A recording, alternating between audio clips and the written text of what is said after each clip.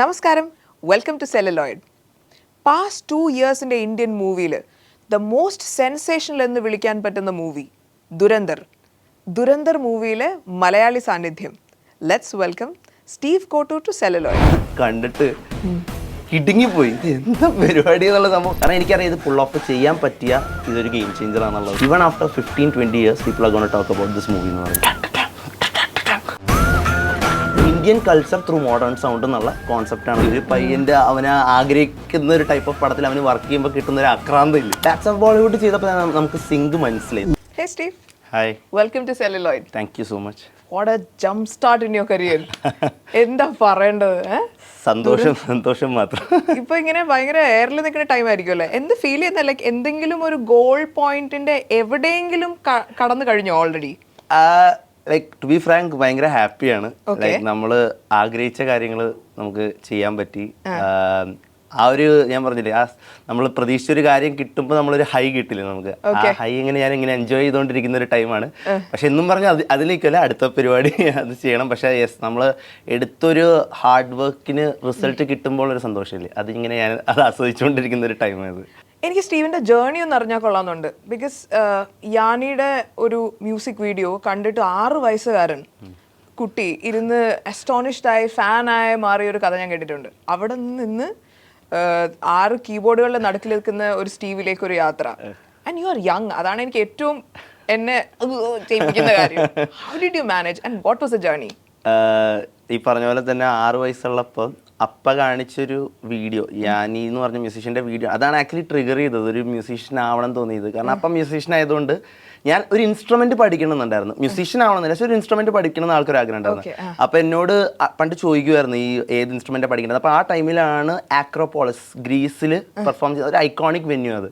അപ്പോൾ ആ വെന്യൂവിൽ യാനി പെർഫോം ചെയ്യുന്ന ഒരു വീഡിയോ കാണിക്കും. അപ്പോൾ അത് ബേസിക്കലി സംഭവം എന്ന് വെച്ചാൽ ഈ സിന്തസൈസേഴ്സ് എന്ന് പറയുന്ന സംഭവമുണ്ട്. സിന്തസൈസേഴ്സും പിയാനോയും ഓർക്കസ്ട്രയും ഇങ്ങനെ ഒരു ഹൈബ്രിഡ് പരിപാടിയൊക്കെ പിടിച്ചുള്ള ഒരു സംഭവം ഇത്.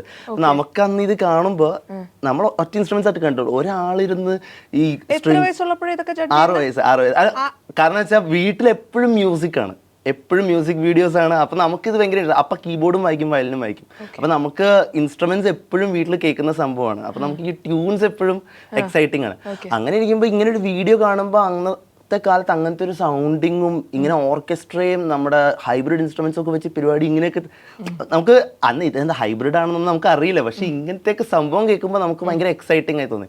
അപ്പം ചോദിച്ചപ്പോഴാണ് ഞാൻ പറഞ്ഞത് എനിക്ക് പിയാനോ പഠിക്കണം എന്ന് പറഞ്ഞത്. അന്ന് നമുക്ക് എല്ലാവരെയും പോലെ 3 ഓപ്ഷനാണ്: പിയാനോ പഠിക്കണോ, ഗിറ്റാർ പഠിക്കണോ, ഡ്രംസ് പഠിക്കണം. അപ്പോൾ അതിൽ ഞാൻ ചൂസ് ചെയ്തത് പിയാനോ പഠിക്കാമെന്ന്. അങ്ങനെ എന്നെ അപ്പം നോട്ട്സ് ആൻഡ് ടോൺസ് എന്ന് പറഞ്ഞ കച്ചേരിപ്പടിയിലുള്ള ഒരു അക്കാഡമിയിൽ കൊണ്ടുപോയി പിയാനോ പഠിപ്പിക്കാൻ ചേർത്തു. എൻ്റെ സാറിൻ്റെ പേര് ഗോപാൽ എന്നാണ്. അപ്പോൾ 18 വർഷം ഞാൻ സാറിൻ്റെ അടുത്ത് പഠിച്ചായിരുന്നു.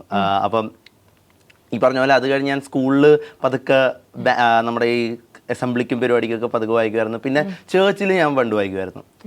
ഞങ്ങളുടെ ചേർച്ചിൽ എപ്പോഴും അപ്പം വായിപ്പിക്കുമായിരുന്നു. അപ്പം അങ്ങനെ ഒരു സ്റ്റേജ് എക്സ്പോഷർ ചെറുപ്രായത്തിൽ അപ്പം തന്നായിരുന്നു നമുക്ക്. അപ്പയാണെങ്കിലും അമ്മയാണെങ്കിലും ഭയങ്കര സപ്പോർട്ടായിരുന്നു. അപ്പം സ്റ്റേജ് ഫിയർ പണ്ടേ അതുകൊണ്ട് പോയായിരുന്നു. നമ്മൾ 7 വയസ്സ് മുതൽ ഈ സ്റ്റേജിൽ കയറി ചേർച്ചിലാണെങ്കിലും ഇപ്പം 100 പേരുടെ മുമ്പിൽ വായിച്ച് ശീലം വന്നു ചെയ്യണം. അപ്പോൾ സ്റ്റേജ് ഫിയർ എന്ന് പറയുന്ന സാധനം അങ്ങനെ മാറി. അത് കഴിഞ്ഞ് ഞാൻ SH കോളേജ് തേവരയിലാണ് ഡിഗ്രി ചെയ്തത്. ഞാൻ SH കോളേജ് എടുക്കാനുള്ള മെയിൻ റീസൺ തന്നെ SH കോളേജിന്റെ മ്യൂസിക് ക്ലബ്ബ് ഭയങ്കര ആക്റ്റീവാന്ന് എനിക്കറിയാം. ഭയങ്കര ആക്റ്റീവാണ്. അപ്പോൾ പണ്ട് ഞാൻ ഈ +2 ഒക്കെ പഠിക്കുന്ന നമ്മൾ കോളേജ് തപ്പുന്ന ടൈമിലൊക്കെ നമ്മൾ കാണും SH കോളേജ് കലോത്സവത്തിൽ മ്യൂസിക് ക്ലബ്ബ് ഫസ്റ്റ് അടിക്കുന്നു ഇത്ര. പിന്നെ ഈ പറഞ്ഞ പോലെ കുറേ മ്യൂസീഷ്യൻ, ദീപക് ഏട്ടനൊക്കെ SH കോളേജിന്റെ അലുമിനായാണ്. അപ്പം കുറേ അങ്ങനത്തെ മ്യൂസീഷ്യൻസ് ഒക്കെ വന്നിട്ടുള്ള കോളേജ്. അപ്പം എനിക്ക് SH ഭയങ്കര ആഗ്രഹമായിരുന്നു.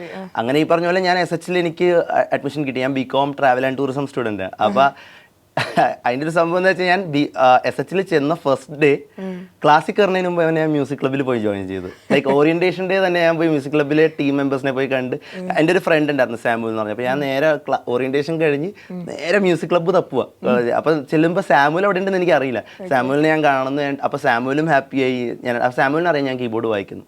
അങ്ങനെ ഞാൻ അവിടെ കയറി ഫസ്റ്റ് ഡേ തന്നെ മ്യൂസിക് ക്ലബ്ബിൽ കയറി. അങ്ങനെ പിന്നെ SH ഭയങ്കര ഈ പറഞ്ഞ പോലെ കുറേ മ്യൂസീഷ്യൻസ് ഉണ്ട്. ഇൻഫാക്ട് നമ്മുടെ ഇപ്പോൾ റീസെൻ്റ്ലി സ്റ്റേറ്റ് അവാർഡ് കിട്ടിയ സേബ ടോമി എന്ന് പറയുന്നത് എൻ്റെ ജൂനിയറാണ്. അവൾ SH എൻ്റെ ജൂനിയറാണ്. ഞങ്ങൾ കുറേ മ്യൂസിക് ക്ലബ് ടീമിലുള്ളവരായിരുന്നു. ഞങ്ങൾ കുറേ ഷോസ് ചെയ്യുമായിരുന്നു. ലൈക്ക് ഈ പറഞ്ഞ നാഷണൽ ലെവലിൽ നമ്മൾ പോയി ഫസ്റ്റ് ടൈമാണ് MG എന്നൊരു ടീം നാഷണൽ ലെവലിൽ പോയി ഫസ്റ്റ് അടിക്കുന്നത്. അപ്പോൾ ഞങ്ങളുടെ ടീം അത് പോയി തേർഡ് ഇയറിൽ അങ്ങനെ ഞാൻ മ്യൂസിക് ക്ലബ്ബും കലോത്സവം ഒക്കെ ആയിട്ട് ഇങ്ങനെ ആക്റ്റീവായിട്ടിരിക്കുന്ന ടൈമിലാണ് എനിക്ക് ആക്ച്വലി പറഞ്ഞ വരുൺ സുനിൽ, അതായത് മസാല കോഫിയുടെ ഫൗണ്ടറിൻ്റെ ഫോൺ കോൾ വരുന്നത്. കാരണം വെച്ചാൽ ഞാൻ പുള്ളിയുടെ ബ്രദറായിട്ട് ഒരു സോങ് കൊളാബറേറ്റ് ചെയ്തായിരുന്നു. അപ്പോൾ പുള്ളി എൻ്റെ പ്ലേയിങ് കേട്ടു അതിൽ. അപ്പോൾ ആ ടൈമിൽ അവർ മസാല കോഫിക്ക് ഒരു കീബോർഡിസ്റ്റിനെ നോക്കുന്ന ടൈമായിരുന്നു. അപ്പോഴാണ് വരുൺ സുനിൽ എന്നെ ഈ പറഞ്ഞ കോളേജ് തേർഡ് ഇയറിൽ ഞാൻ ലഞ്ച് ബ്രേക്കിൽ ഇങ്ങനെ നിൽക്കുമ്പോഴാണ് എനിക്ക് വരുൺ സുനിലിൻ്റെ കോൾ വരുന്നത്. അപ്പോൾ എനിക്ക് വരുൺ ചേട്ടനെ അറിയാം. അപ്പോൾ എന്നോട് പറഞ്ഞു ഇങ്ങനെ സ്റ്റീവ് ഇപ്പോൾ മസാല കോഫിയിൽ ഒരു ഓപ്പർച്യൂണിറ്റി ഉണ്ട്, ഒരു കീബോർഡിസ്റ്റിന് സ്റ്റീവിന് വരാൻ പറ്റുമെന്ന്. അപ്പോൾ ഞാൻ കൂടുതൽ ആലോചിച്ചില്ല, ചേട്ടാ ഞാൻ ഇന്നാണ്, ഞാൻ അത് കഴിഞ്ഞിട്ടൊന്നും ആലോചിക്കുന്നില്ല. എൻ്റെ എക്സാംസ് വരുന്നുണ്ട് എനിക്ക്, ഞാൻ അങ്ങനെ, കാരണം നമുക്കൊരു ഭയങ്കര ആഗ്രഹമാണ് മറ്റേ സ്റ്റേജിലൊക്കെ പെർഫോം ചെയ്യണം, ബാൻഡിൻ്റെ കൂടെ ലൈക്ക് സൗത്ത് ഇന്ത്യ ഒക്കെ ടൂർ ചെയ്യണം എന്നുള്ള ആഗ്രഹങ്ങളൊക്കെ. അപ്പോൾ ഭയങ്കര ഞാൻ മസാല കോഫിയുടെ ഫാനുമായിരുന്നു ആ ടൈമിൽ. അപ്പോൾ അങ്ങനെ ഒരു ഓഫർ വന്ന് ഞാൻ നേരെ വീട്ടിൽ വിളിച്ച് അപ്പനോടും അമ്മേനോടും പറഞ്ഞു ഇത് ഇങ്ങനെ ഒരു ഓഫർ വന്നിട്ടുണ്ട്, പെർമിഷൻ അല്ലേ വെക്കണേ, ഞാൻ എടുക്കുവാണ്. അവർ പിന്നെ എല്ലാത്തിനും ഫുൾ സപ്പോർട്ടാണ്. അപ്പോൾ ഈ പറഞ്ഞ പോലെ അങ്ങനെയാണ് ഞാൻ മസാല കോഫിയിൽ കയറുന്ന. അങ്ങനെയാണ് ഞാൻ നേരെ ബാംഗ്ലൂരിലോട്ട് പോയത്. പക്ഷേ ഇതിൻ്റെ ഒരു സംഭവം എന്താണെന്ന് വെച്ചാൽ നമ്മുടെ ലൈഫിൽ നമ്മൾ ഫ്രണ്ട് സർക്കിളാണെങ്കിലും നമ്മൾ അതൊരു ലക്ക് എന്നല്ലാതെ നമ്മൾ റൈറ്റ് ടൈമിൽ റൈറ്റ് ആൾക്കാരെ മീറ്റ് ചെയ്യാന്ന് പറയില്ല. അങ്ങനെ നമുക്ക് വളരെ സപ്പോർട്ടീവ്. ഇപ്പം എൻ്റെ ടീച്ചേഴ്സ് ആണെങ്കിൽ പോലും അവരോട് ഞാൻ കാര്യങ്ങൾ പറഞ്ഞപ്പോൾ നീ അത് മേടിക്കേണ്ട അറ്റൻഡൻസിൻ്റെ കാര്യമൊക്കെ നമുക്ക് സെറ്റ് ചെയ്യാം, നീ പോയി ചെയ്ത് ഇതിൻ്റെ ആഗ്രഹമില്ല. അപ്പോൾ അങ്ങനെ നമ്മളെ സപ്പോർട്ട് ചെയ്യാൻ കുറേ പേരുണ്ടായിരുന്നു. അങ്ങനെയാണ് ഞാൻ ബാംഗ്ലൂരിലോട്ട് പോകുന്നത്. പിന്നെ അതൊരു അവിടുന്ന് എൻ്റെ ജേണി, അങ്ങനെയാണ് ഞാൻ കൊമേഴ്ഷ്യൽ സീനിലോട്ട് കയറുന്നത്. പിന്നെ ഈ പറഞ്ഞ പോലെ ലൈക്ക് കുറേ ഷൂസ് ചെയ്തു തുടങ്ങി. അങ്ങനെ ഇരിക്കുമ്പോഴാണ് ഞാൻ മസാല കോഫിയിൽ ഇരിക്കുമ്പോഴാണ് JK എന്ന് പറയുന്ന എൻ്റെ ഒരു ക്ലോസ് ഫ്രണ്ട്, എനിക്കൊരു മെൻറ്റർ ഫിഗർ പോലെയാണ് JK. അപ്പോൾ JKനെ ഞാൻ പരിചയപ്പെടുന്നത്. JK ആണ് മസാല കോഫിയുടെ എഞ്ചിനീയർ. അപ്പോൾ മസാല കോഫിയായിട്ട് ഇങ്ങനെ കുറേ ഷൂസ് ചെയ്യുന്ന സമയത്ത് വരുൺ ചേട്ടൻ ആദ്യമായിട്ട് കമ്പോസ് ചെയ്യുന്ന മൂവിയാണ് വാലാട്ടി എന്ന് പറഞ്ഞ സിനിമ. വാലാട്ടി മ്യൂസിക്. അപ്പോൾ എനിക്ക് ഭയങ്കര ആഗ്രഹമാണ് ഫിലിംസിൽ വർക്ക് ചെയ്യണമെന്ന് പണ്ട് പോലെ. കമ്പോസിങ് എനിക്ക് ഭയങ്കര ആഗ്രഹമാണ്. അതിൻ്റെ വേറൊരു റീസൺ എന്ന് പറഞ്ഞാൽ എന്നെ ഏറ്റവും ഇൻസ്പയർ ചെയ്ത 3 മ്യൂസീഷ്യൻസ് ഉണ്ട്.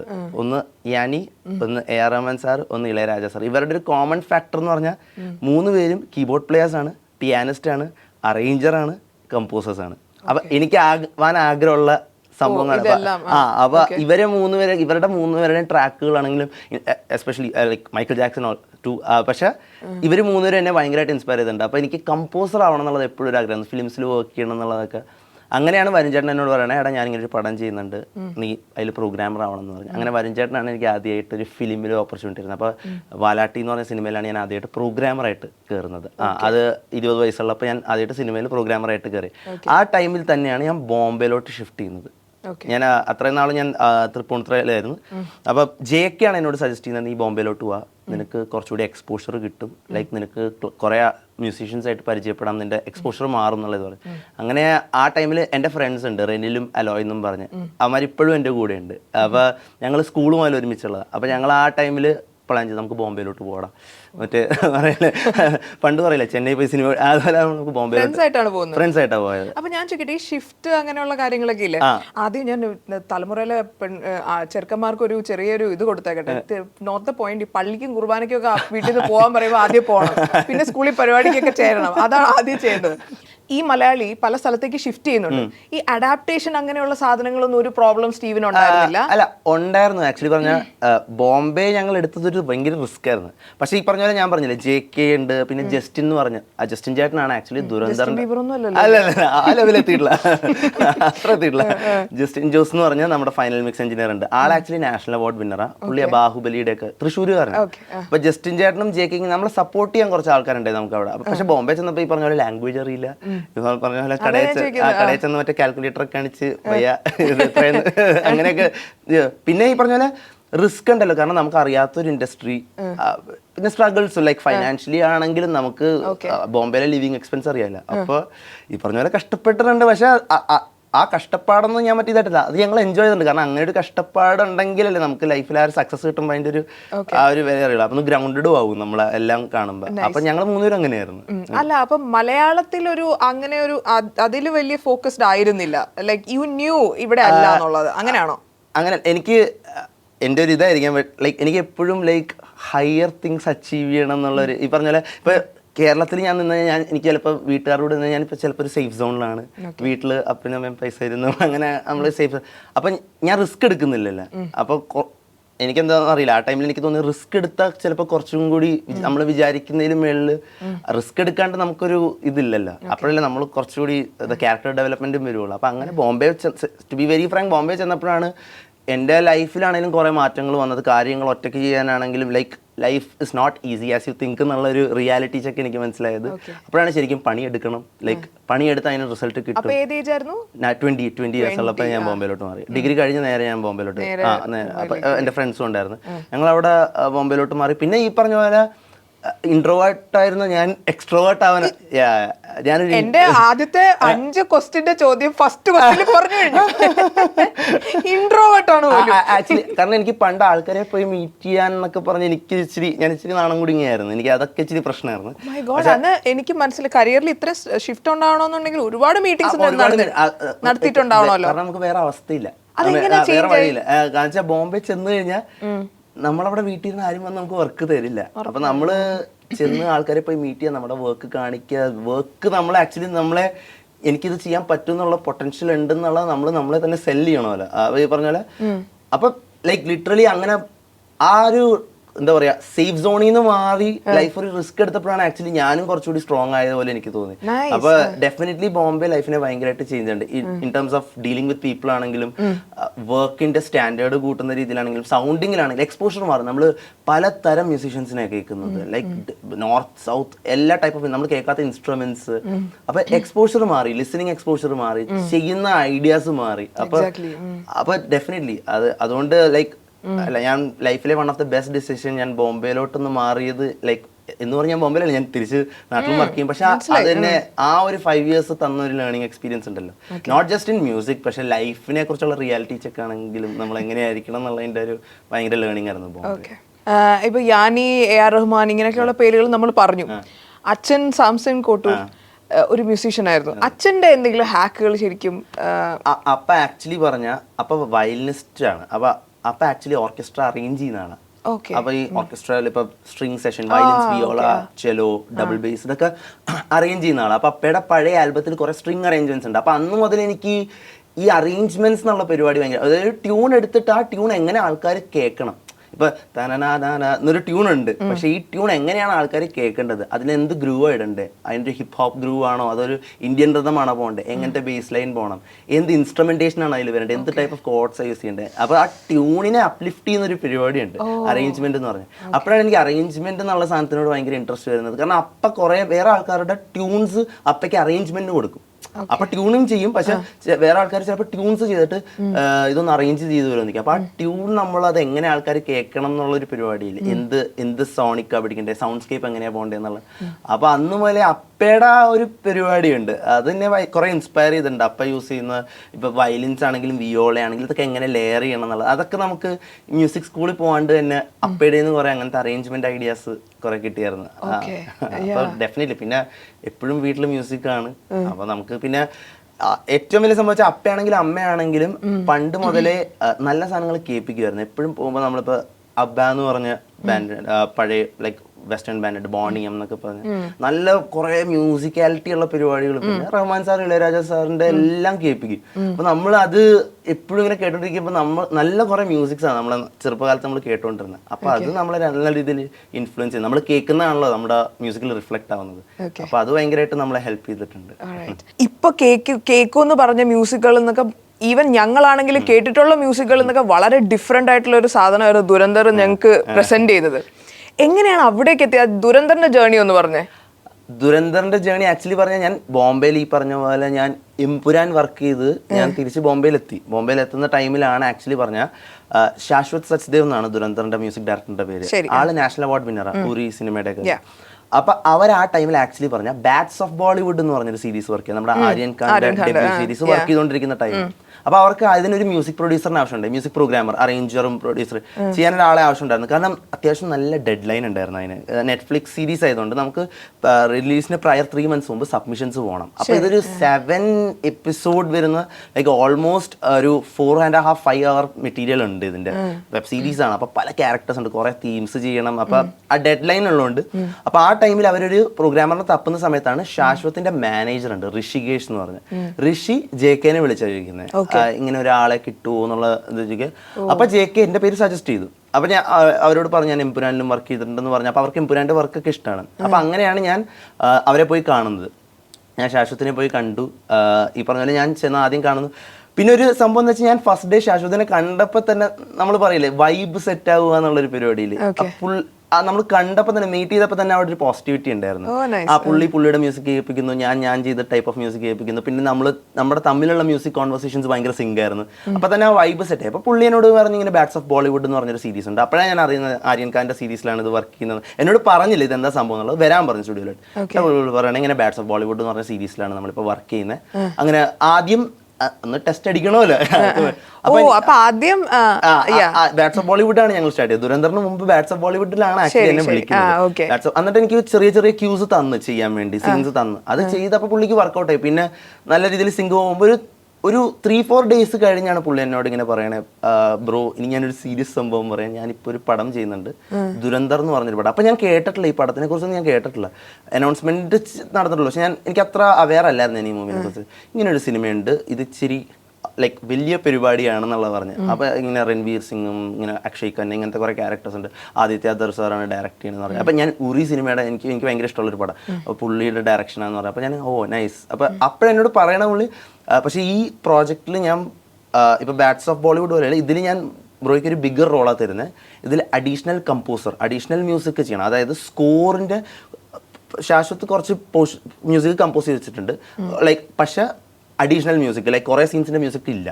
അപ്പോൾ അതൊക്കെ കമ്പോസ് ചെയ്യണം, കുറേ തീംസ് ക്രിയേറ്റ് ചെയ്യണം ഞാൻ. പിന്നെ ഈ പറഞ്ഞ പോലെ ശാശ്വത്തിൻ്റെ മ്യൂസിക് എടുത്തിട്ടാണെങ്കിലും പിന്നെ ഞാൻ ചെയ്യുന്ന മ്യൂസിക്കാണ് ഇത് സീനിലോട്ട് സൂപ്പർവൈസ് ചെയ്യുക. അതായത് സീനിൽ ഏത് മ്യൂസിക് എവിടെ പ്ലേസ് ചെയ്യണം എങ്ങനെ. കാരണം നമ്മൾ വെറുതെ സൗണ്ട് ട്രാക്സ് വെച്ചേക്കുക, ഇതിന് സീനിലോട്ട് ഫ്രെയിമായിട്ട് മാച്ച് ചെയ്യണ്ടേ. ഇപ്പം നമ്മുടെ സീനിനനുസരിച്ച് എവിടെ ഹൈ പോയിന്റ് വരുന്നത് അതിനനുസരിച്ച് കട്ട് ചെയ്യണം, പീക്ക് പോയിന്റ് എവിടെ അതിനനുസരിച്ച് വേറെ മ്യൂസിക് ക്രിയേറ്റ് ചെയ്യണം. അതിൻ്റെ ഒരു സൂപ്പർവിഷനും ചെയ്യാനും കമ്പോസ് ചെയ്യാനും. അപ്പോൾ എന്നോട് പറഞ്ഞു ഇതൊരു ബിഗർ റോളാന്ന് പറഞ്ഞു. അപ്പോൾ ഞാൻ സെറ്റ് ചെയ്യാം. അപ്പോൾ പുള്ളിക്ക് മനസ്സിലായി എനിക്കത് ഇപ്പോഴും അതിൻ്റെ ഇത് കിട്ടിയിട്ടില്ല. അപ്പോൾ പുള്ളി പറഞ്ഞു ഞാൻ ഇത് എന്ത് പരിപാടിയാന്ന് കാണിക്കാൻ വേണ്ടി ഞാൻ കുറച്ച് വിഷ്വൽ കാണിച്ചു തരാമെന്ന് പറഞ്ഞു, പടത്തിൻ്റെ വിഷ്വൽ കാണിച്ചു തരാമെന്ന് പറഞ്ഞു.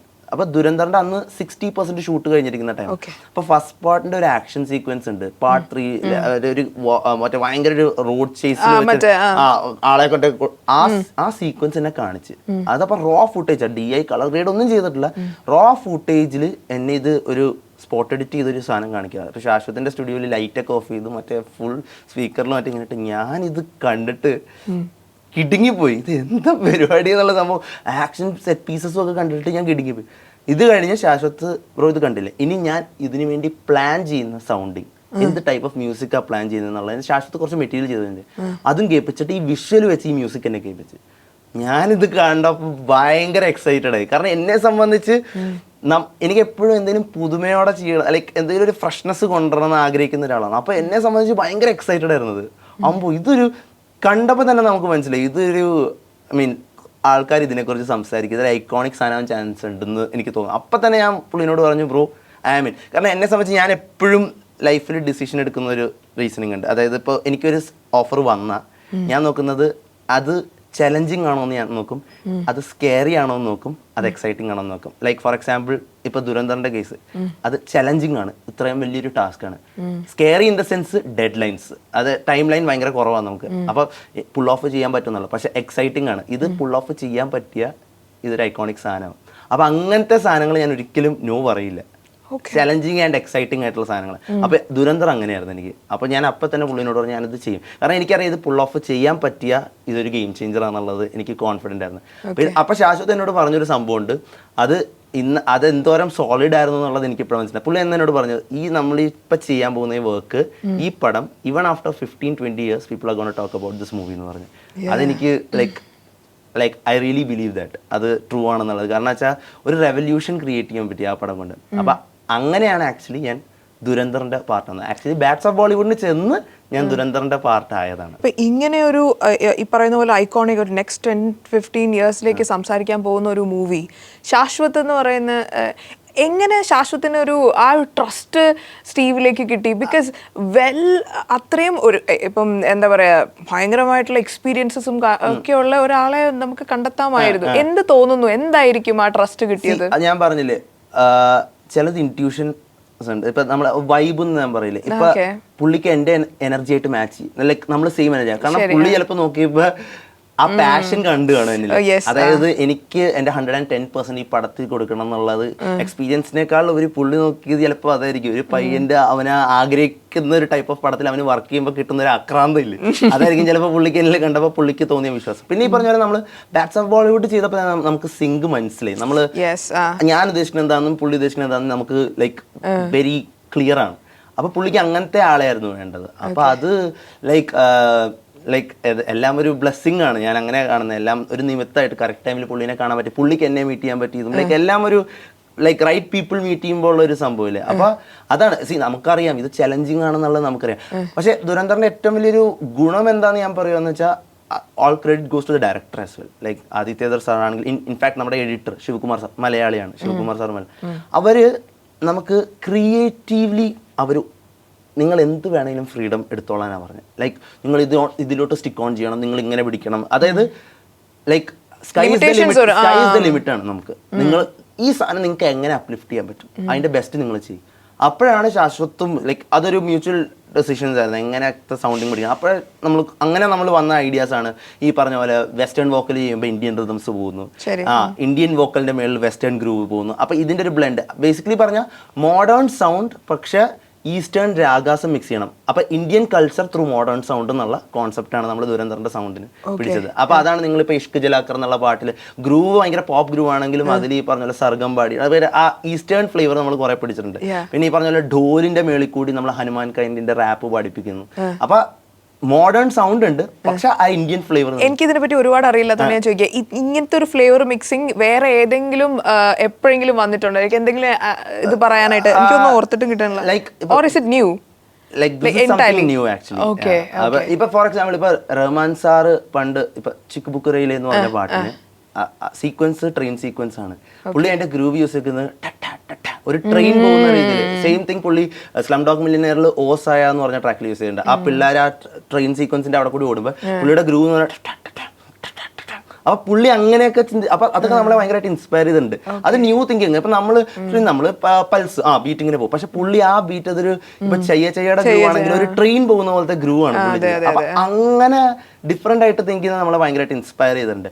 അപ്പൊ ഇത് നമുക്ക് അപ്പൊ നമ്മൾ അങ്ങനെ തിങ്ക് ചെയ്ത് എന്താ നമുക്ക് ഡിഫറെന്റ് ആയിട്ട് കൊടുക്കാൻ പറ്റുക എന്നുള്ള സംഭവം. അപ്പൊ ഈ പറഞ്ഞ പോലെ പഴയ പാട്ടുകൾ എടുത്തിട്ടാണെങ്കിൽ ഇപ്പോൾ അതിൽ മോഡേൺ റാപ്പ് കയറ്റുക. ഇപ്പൊ ആശാ ഭോസ്ലേജിയുടെ അതെ exactly Monica oh my darling നമ്മൾ ഈ പറഞ്ഞ പോലെ മോഡേൺ റാപ്പ് ലൈക്ക് നമ്മുടെ റെബൽ എന്ന് പറഞ്ഞ റാപ്പ് ആർട്ടിസ്റ്റ് ഉണ്ട്. റാപ്പ് ആർട്ടിസ്റ്റിനെയും ആശാ ഭോസ്ലെയുടെയും വോയിസും കൂടി മിക്സ് ചെയ്യുമ്പോൾ ഉള്ള ഒരു ഫ്ലേവർ ഇല്ലേ, ഒരു മോഡേൺ സൗണ്ടും ഒരു ഐക്കോണിക് സൗണ്ടും കൂടി വരുമ്പോൾ ഉള്ള ഒരു മാജിക്. അതാണ് നമ്മൾ ട്രൈ ചെയ്തത് ദുരന്തം. അത് ലൈക്ക് അത് വർക്കുമായി. അത് ആൾക്കാർ ഭയങ്കരമായിട്ട് അത് എടുത്തു പറയുന്നുണ്ട്. നമ്മളിത് ആൾക്കാർ ഇത് എടുത്തു പറയാൻ അങ്ങനെയല്ല, നമുക്ക് എക്സൈറ്റ്മെന്റ് ആയിരുന്നു ഇത് നല്ല സാധനമായിരിക്കും. പക്ഷെ നമ്മൾ ഒരിക്കലും പ്രതീക്ഷിച്ചില്ല ഈ ലെവലിലോട്ട് ആൾക്കാർ ഇത് അക്സെപ്റ്റ് ചെയ്യുന്നു, മ്യൂസിക്കിന് ഇത്രയും വൈഡർ അക്സെപ്റ്റൻസ് വരും എന്നുള്ള സംഭവം. ഇവൻ നമ്മൾ സ്കോറിനാണെങ്കിൽ പോലും യൂസ് ചെയ്തേക്കുന്ന സൗണ്ട്സ് വളരെ ഡീറ്റെയിൽഡ് ആയിട്ട് നമ്മൾ പ്ലാൻ ചെയ്തേക്കുന്നുണ്ട്. ഈ ലോവർ ഡ്രോൺ ഇപ്പൊ ലൈക്ക് ഒരു ഭയങ്കര ഡാർക്ക് സിറ്റുവേഷനിലുള്ള ടൈമിലാണെങ്കിൽ എങ്ങനത്തെ പാഡ്സ് പോകണം. ഇപ്പൊ നമ്മൾ അതിൽ കുറെ യൂസ് ചെയ്തിട്ടുള്ള പരിപാടിയാണ് സൈലൻസ്. സൈലൻസ് യൂസ് ചെയ്ത മെയിൻ റീസൺ വേറെ ഒന്നുമല്ല, high points like large impact കിട്ടാൻ വേണ്ടി നമ്മൾ ചെയ്തതാണ്. കാരണം വെച്ചാൽ നമ്മൾ മ്യൂസിക് ഇങ്ങനെ വന്നുകൊണ്ടിരിക്കുമ്പോൾ അത് ബ്രിക്ക് ബോൾ വരുമ്പോ പീക്ക് പോയിന്റ് ഹൈ കിട്ടില്ല. അപ്പൊ നമ്മൾ ഒരു ഡൈനാമിക്കലി ഒന്ന് സോഫ്റ്റ് ആക്കിയാലേ ഈ പോയിന്റ് ഹൈ ആവുള്ളൂ. അപ്പൊ അങ്ങനത്തെ കുറെ പരിപാടി നമ്മൾ ദുരന്തറിൽ ചെയ്തിട്ടുണ്ട്. അങ്ങനെ